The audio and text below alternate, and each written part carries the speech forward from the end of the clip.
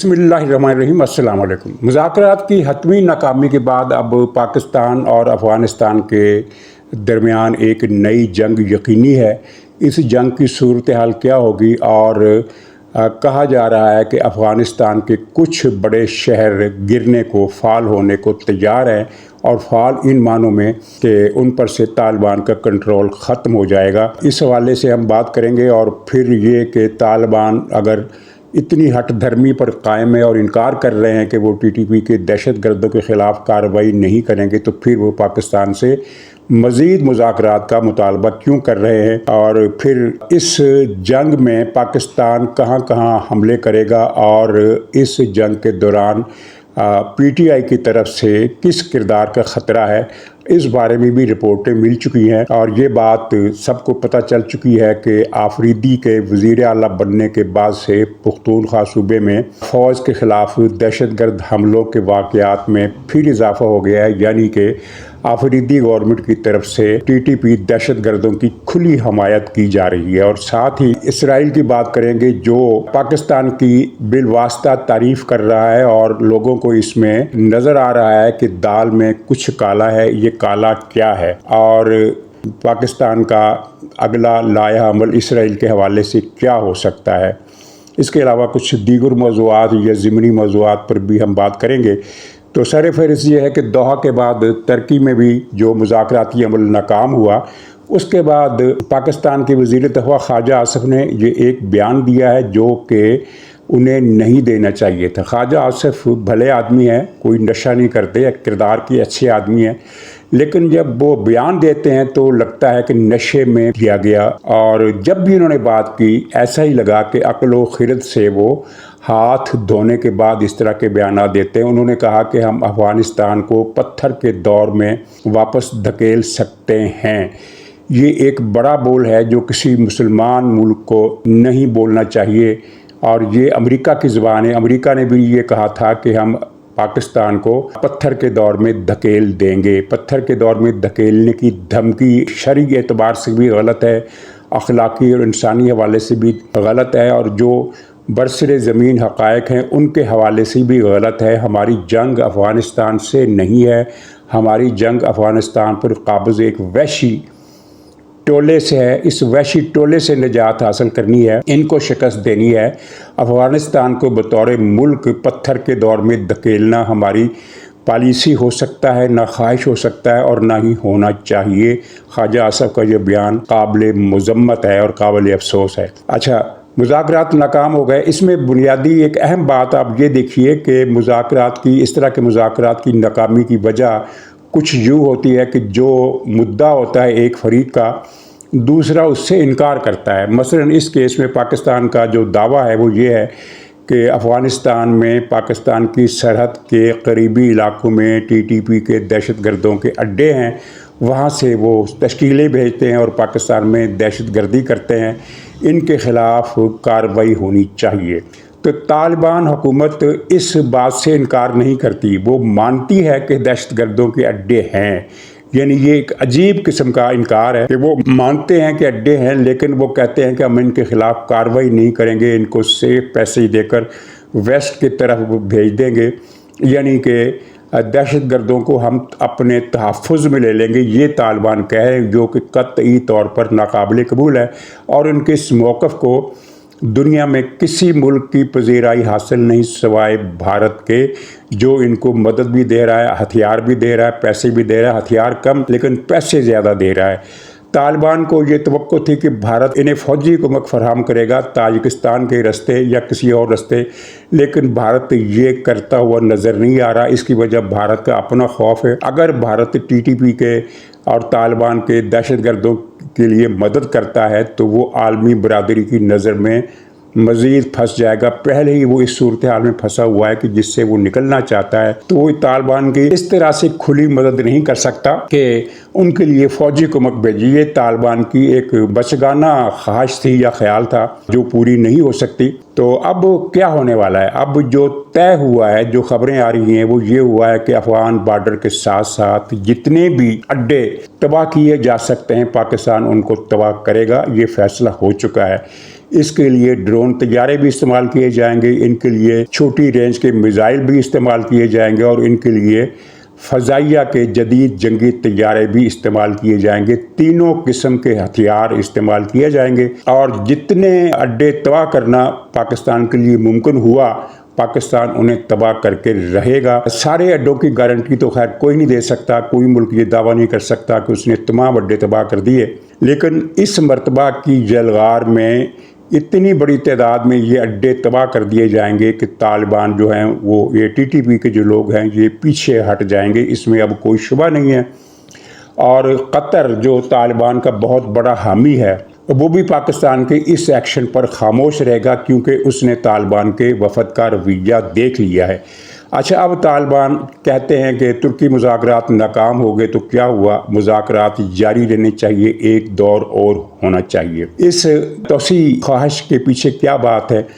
ظاہر ہے وہ افغانستان کے حکمران یعنی طالبان اس بات سے ڈرے ہوئے ہیں کہ پاکستان نے ایکشن کیا تو ہمارا بہت نقصان ہو جائے گا۔ پہلے ہی وہ اب تک جو نقصان ہوا ہے اس کی وجہ سے وہ بہت پریشان ہے، اس لیے کہ پاکستان نے ان کی مشرقی سرحد کی طرف سے ناکہ بندی کر دی، اور وہ جو خبر آئی تھی کہ پاکستان بارڈر کھول رہا ہے وہ طالبان کے رویے کی وجہ سے فیصلہ واپس لے لیا گیا۔ تو وہاں بہت بری صورتحال ہے، اور طالبان نہیں چاہتے کہ پاکستان ایکشن کرے، لیکن وہ پاکستان کا مطالبہ ماننے کو بھی تیار نہیں ہے، اور مطالبہ نہ ماننے کی وجہ بڑی وجہ ایک تو ان کی بدنیت ہی ہے، لیکن ایک بڑی وجہ یہ بھی ہے کہ وہ ڈرتے ہیں کہ اگر ایسا ہوا تو پھر ٹی ٹی پی والے ہتھیاروں کا رخ ہماری طرف کر لیں گے، اور افغانستان کے اندر ایک عام بغاوت ہو سکتی ہے، کیونکہ ظاہر ہے جب ایک ہی گھر کے اندر لڑائی ہوگی تو دوسرے لوگ جو اس وقت سخت ترین غلامی میں زندگی گزار رہے ہیں، خاص طور پر افغان شہروں میں،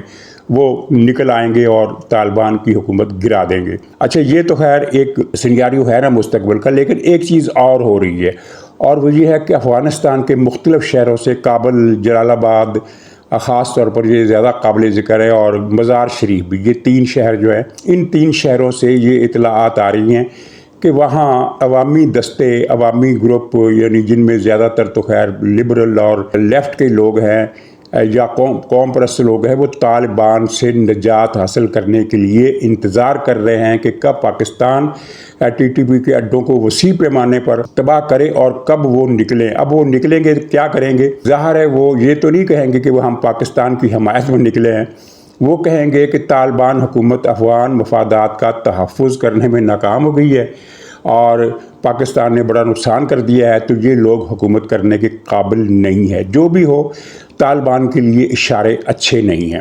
اچھا، اب اس میں کوئی شبہ نہیں ہے کہ پاکستان افغانستان میں بہت بڑی کارروائی کرنے کی اہلیت رکھتا ہے، ارادہ بھی رکھتا ہے، بلکہ فیصلہ کر چکا ہے۔ تو خطرے کی کیا بات ہے؟ انڈیا کی طرف سے کسی بڑے خطرے کا امکان نہیں ہے۔ ہمارے ہاں کچھ لوگ ہر روز یہ ڈراتے ہیں کہ انڈیا حملہ کرنے والا ہے، انڈیا نے تیاریاں شروع کر دی، انڈیا نے فضائیہ کے جہاز بارڈر کے اڈوں پر بھیج دیے، فوج کو الرٹ کر دیا، اور پتہ نہیں بہت تفصیلات بیان کرتے ہیں۔ میں آپ سے عرض کروں کہ انڈیا پاکستان پر حملہ نہیں کرے گا، اور اس کی کئی وجوہات ہیں۔ صرف امریکہ اور صدر ٹرمپ ہی اس کی وجہ نہیں ہے، بلکہ اس کی وجہ چین کی تیاریاں بھی ہے، اور چین کے جو اشارے ہیں وہ اچھے نہیں ہیں۔ یہ تو ایک عالمی منظرنامہ ہے کہ چین اور امریکہ کی کشمکش اب نقطہ عروج پر ہے، اور تاریخ میں یعنی امریکہ چین کشیدگی کی پوری تاریخ میں یہ پہلی مرتبہ ایسا ہوا ہے کہ چین امریکہ کا ہاتھ روکنے کے لیے قابل ہو گیا۔ میں یہ نہیں کہہ رہا کہ وہ ہاتھ روک دے گا، لیکن اب اس میں اتنی ہمت ضرور آ گئی ہے کہ وہ امریکہ کا ہاتھ پکڑ لے، اس سے پہلے اس میں اتنی طاقت نہیں تھی۔ اور اس کی بنیادی وجہ سی پیک ہے، جو چین کے لیے زندگی اور موت کا مسئلہ ہے، اور وہ یہ سمجھتا ہے کہ اس سے بچانے کے لیے پاکستان کے خلاف جو سازشیں ہو رہی ہیں، پاکستان چین تعلقات کو ختم کرنے کے لیے جو منصوبے بن رہے ہیں، انہیں ناکام بنانے کے لیے ہمیں پاکستان کا ساتھ دینا پڑے گا۔ پاک انڈیا بارڈر پر بھی اور پاک افغان بارڈر پر بھی افغانستان کے طالبان سے چین بھی بہت زیادہ تنگ ہے۔ طالبان نے چین سے بھی بڑی سخت قسم کی ناعاقبت اندیشانہ بدتمیزیاں کر رکھی ہیں۔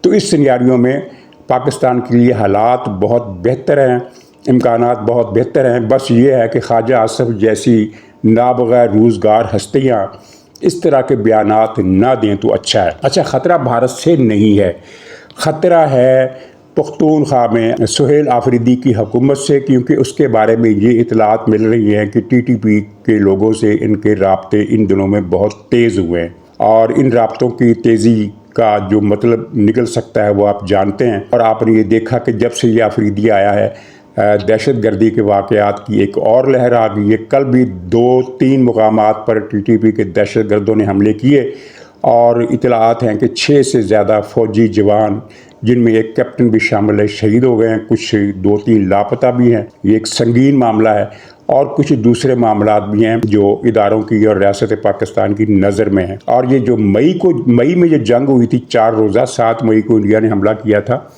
اس کے بارے میں جو تفصیلات بعد ازاں ملی، ان سے تو پاکستانی ادارے حیران رہ گئے۔ وہ یہ شواہد تھے کہ پی ٹی آئی کے لوگوں کا بھارت سے رابطہ تھا، اور اس رابطے کی انڈیکیشن تو اس وقت پی ٹی آئی کے جو سوشل میڈیا کے ایکٹیوسٹ ہیں پاکستان سے باہر اور پاکستان کے اندر، ان کے بیانات سے بھی، ان کے پروگراموں سے بھی، ان کے جو پوسٹ ہیں ان سے بھی پتہ چلتا تھا۔ مثلاً معید پیرزادہ ہو گیا، اور وہ عادل راجہ ہو گیا، پھر یہ کیا نام ہے شاہین صاحبائی، اور حیدر مہدی، اور وہ لندن میں ایک اور بیٹھا ہوا ہے عمران، ریاض خان، آفتاب اقبال، پاکستان میں طارق متین، اور یہ کیا نام ہے اس کا اسد علی خان، اور سہراب نام کا 5-6 پاکستان کے اور 5-6 پاکستان سے باہر یہ ولاگر نوٹس کیے گئے ہیں کہ انہوں نے اس وقت کچھ عجیب طرح کی باتیں کی جن کی توقع نہیں تھی۔ مثلاً یہ کہا گیا کہ بھارت اب پاکستان کو چپیڑے مارے گا، اور ادھر سے بھارت کی فوج آئے گی، اور ادھر سے پاکستانی عوام بھارتی فوج کا ساتھ دینے کے لیے نکل آئیں گے، یہ کہا گیا۔ ظاہر ہے یہ خبر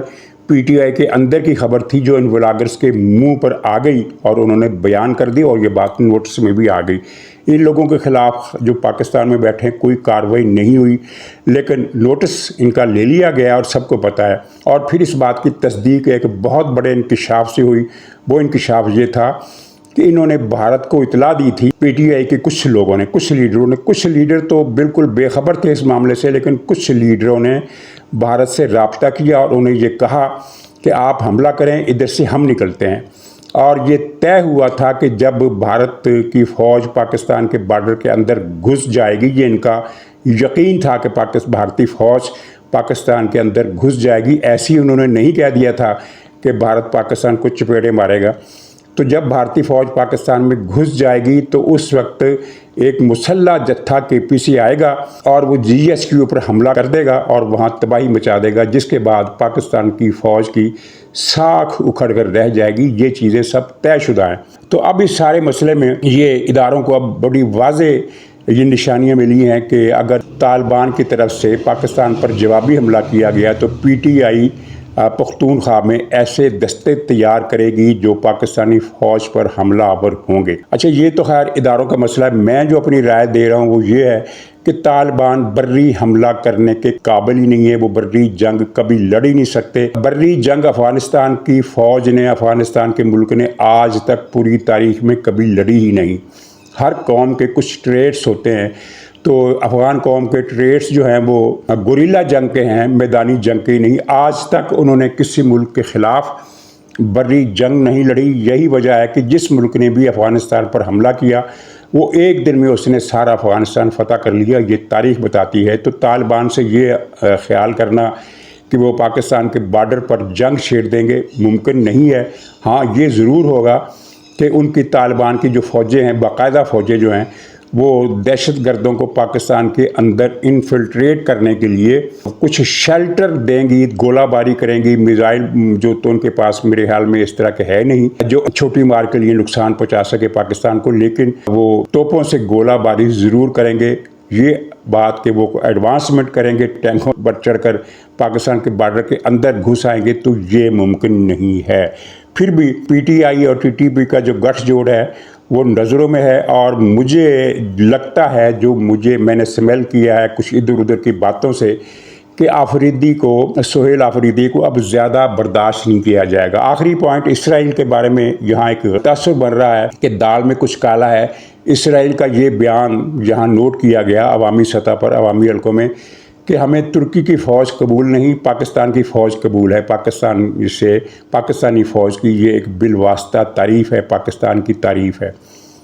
تو اس کا مطلب جہاں کچھ حلقے یہ نکال رہے ہیں کہ پاکستان نے صدر ٹرمپ کو کچھ یقین دہانیاں کرائی ہیں کہ غزہ میں ہماری فوج کیا کردار ادا کرے گی، تو اسرائیل اس کی پیشگی تشکر کر رہا ہے۔ تو حقیقت کیا ہے؟ حقیقت بالکل سامنے کی ہے، اور جو لوگ اس سامنے کی حقیقت کو نظر انداز کرتے ہیں وہ دراصل جان بوجھ کر ایسا کر رہے ہیں، ورنہ یہ ایک بچہ بھی سمجھ سکتا ہے کہ اسرائیل کو اس وقت بہت سخت ضرورت ہے کہ پاکستان اسے تسلیم کر لے۔ سعودی عرب اگر تسلیم کر لیتا ہے اسرائیل کو تو اسرائیل کی ساکھ اور اس کی جو قبولیت ہے، ظاہر ہے اس کی شرح ریشو، اس کی سطح بڑھ جائے گی، لیکن جو کام پاکستان کی طرف سے اسرائیل کو تسلیم کیے جانے کا ہوگا اس کے نتائج اسرائیل کے لیے بہت ہی تگڑے اور حوصلہ افزا ہوں گے۔ تو وہ پاکستان کا دل نرم کرنے کی کوشش کر رہا ہے، پاکستان میں گڈ ول پیدا کرنے کی کوشش کر رہا ہے۔ ظاہر ہے کئی پاکستانی ایسے ہو سکتے ہیں جو یہ کہیں کہ بھی دیکھو اسرائیل تو ہمارا دشمن نہیں ہے، وہ تو کہتا ہے کہ ہمیں ترکی کی فوج نہیں چاہیے، ہمیں پاکستان کی فوج چاہیے، وہ تو ہمارے بارے میں اتنی اچھے جذبات رکھتا ہے تو ہم کیوں اس کی مخالفت کریں۔ تو یہ وہ فتنہ ہے جو اسرائیل اس طرح کے بیانات سے پیدا کرنے کی کوشش کر رہا ہے تاکہ پاکستان میں اس کے لیے نفرت کے جذبات میں کمی آئے، جو کہ نہیں آئے گی۔